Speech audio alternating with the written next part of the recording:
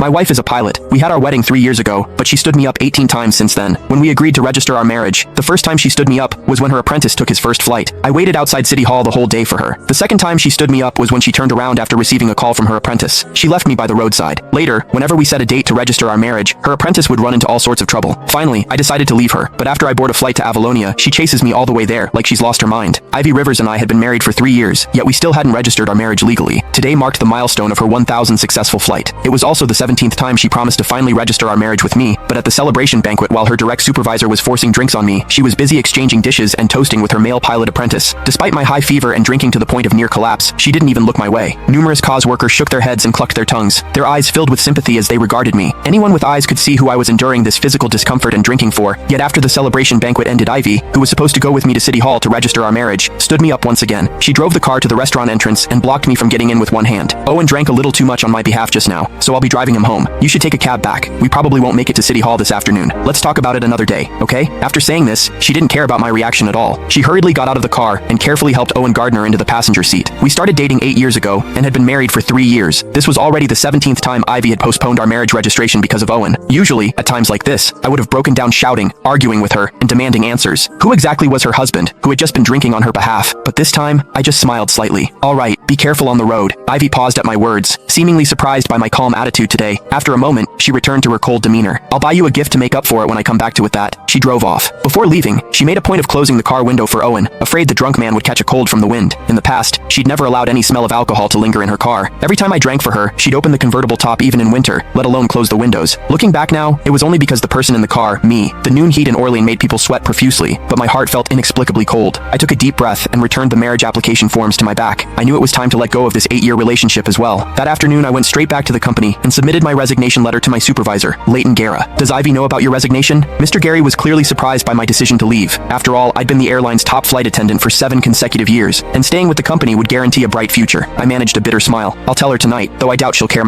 These past few years you two flew new routes to get together, and won company awards together. The CEO even attended your wedding personally 3 years ago. Everyone was so envious. But I suppose Mr. Guerra trailed off with a long sigh, his voice full of regret. Yes, those were indeed beautiful memories, but memories were just memories. We could never go back. After submitting my resignation, I returned home around 10 p.m. The house was eerily quiet and empty. On my phone, a social media post from Owen popped up because he'd specifically tagged me. The caption read, "Special, thanks to my beautiful mentor for staying by my side all afternoon as a thank you. I'm taking her to Marcus Vay's concert tomorrow. Looking forward to it." I knew then that Ivy, who'd said she'd come home at noon, wouldn't be returning. This had happened too many times in our 3 years of marriage. After making myself a simple bowl of